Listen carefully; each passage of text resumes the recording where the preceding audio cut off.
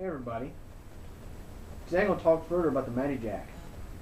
Today I want to explain why when you go on the internet and you look at reviews of magicJack, you'll see your mixed reviews of it. In a lot of cases you'll see really good reviews of magicJack, while at the same time you'll see some horrid reviews of magicJack. The reason is, people will purchase the magicJack and they will not have a really good computer or bad internet connection, and what that causes is the service to be choppy, to not sound very well, to sound worse than a cell phone. And it seems like a lot of people just don't understand because, I mean, they don't know much about computers. They're just wanting to save some money on their telephone service, so they purchase one of these things, but they don't have, a powerful enough machine to run it or the internet connection fast enough to work just fine along with other stuff on the internet at the same time. So what I'm going to do today is I'm going to be doing a test using a high-end machine.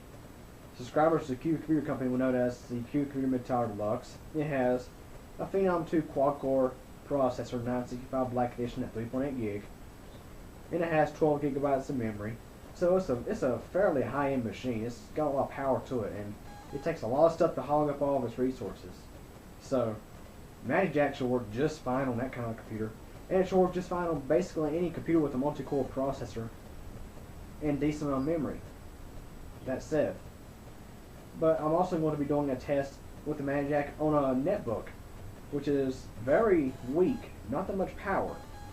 And the reason why I'm doing a netbook is because just to do an example of what a lot of people have. See, a lot of people have these older computers from like 2000, 2002, 2004, and some of them are budget machines, and they're basically on par with a netbook in terms of processor power. So this will simulate performance of magicJack with an older computer versus the magicJack with a newer computer. Anyways, let's go ahead and do the test. Here's the Mid-Tower Deluxe, which is the machine I was just talking about. Let's go ahead and do the test with this machine. Here is the telephone I'll be using to receive the call. It's a brand new Uniden cordless telephone. It has DECT 6.0. Brand new phone. It also has speakerphone as well. And here is the phone I'll be using to make the call. My Verizon cell phone. Gets good reception around here, so it should work just fine.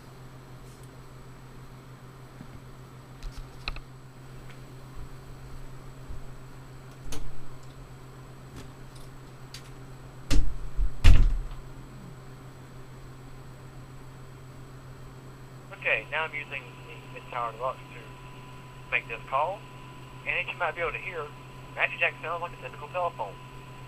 I mean, it sounds, like Power Cable digital phone. It sounds like Vonage. It sounds like, AT&T. It sounds normal.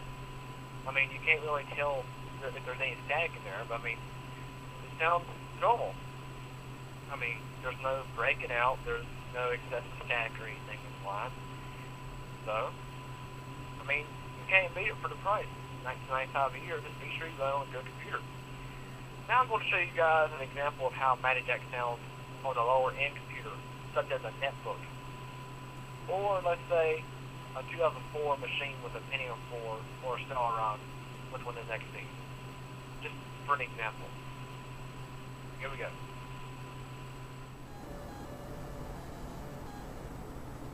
Okay, here's the netbook I'm going to be doing the test with.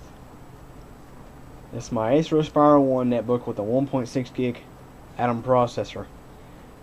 Not to mention it took a long time to start the software. This thing is so weak. And of course I'm going to be running a virus scan on this machine too, to give it a little bit of a load.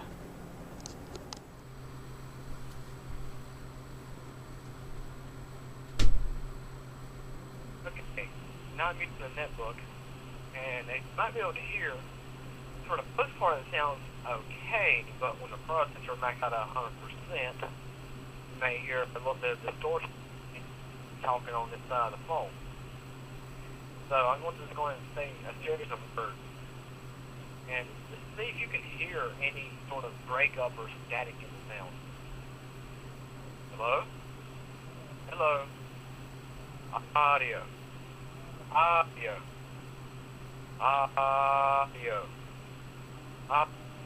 Audio. Hello. magicJack test.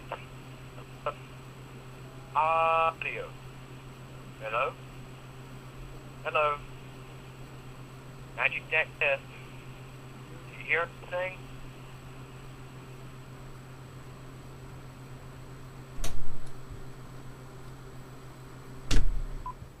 So anyways, you just got to hear the difference between a decent computer with a magicJack and a low-end computer with a magicJack, such as a netbook.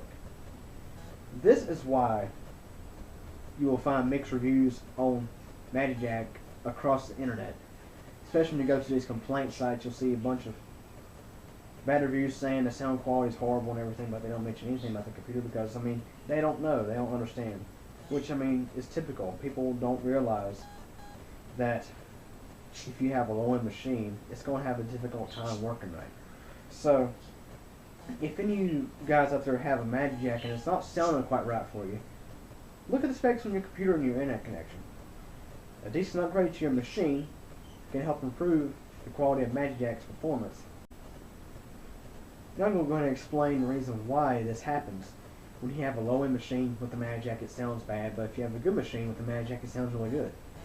The thing about the magicJack is the current magicJack device, the little USB dongle, the hardware that's inside of that is comprised of two components. You have some flash memory that includes the software for the magicJack, and a flash memory to save your information such as your contacts, that sort of stuff. And you have the separate hardware that connects to your telephone. Basically, this hardware converts the digital sound from your computer to analog sound for your phone, or analog sound from your phone to digital sound from your computer. More or less, it encodes and decodes that information, that data.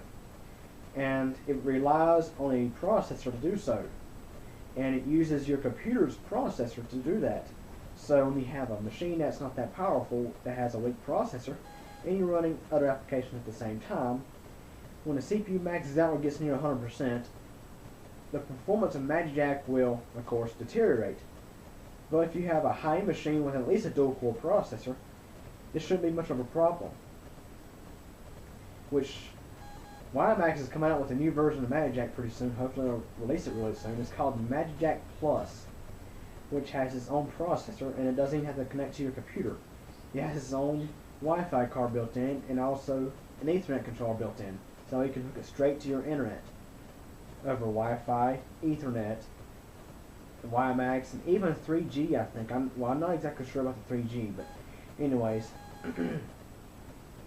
it connects to internet and it no longer needs the computer to stay on all the time. Of course, it does have a USB dongle included with it, so you can hook it to a computer if you prefer so. Anyways, that's a test on the magicJack on a low-end system and a high-end system, and thus that explains why there are mixed reviews online about the magicJack. Any questions or comments? Let me know.